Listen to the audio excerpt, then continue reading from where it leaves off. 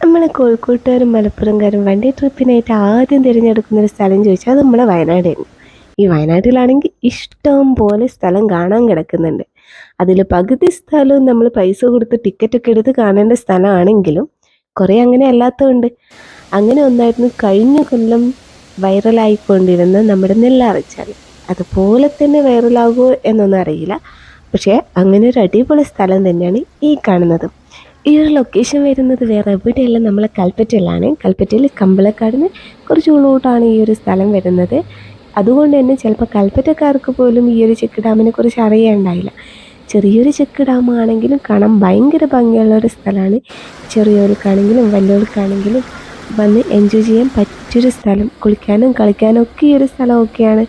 പിന്നെ എല്ലാ സ്ഥലത്തെയും പോലെ ശ്രദ്ധിക്കേണ്ട കുറച്ച് ഭാഗങ്ങളൊക്കെ ഉണ്ട്. താഴ് ഭാഗങ്ങളിലോട്ട് കുറച്ച് ആഴം കൂടുതലാണ്. പിന്നെ വലിയ ഫോഴ്സ് ഒന്നുമില്ല. ഷട്ടറിൻ്റെ ആ ഒരു ഭാഗത്ത് മാത്രം ചെറിയൊരു ഫോഴ്സ് ഉണ്ട് വെള്ളത്തിന്.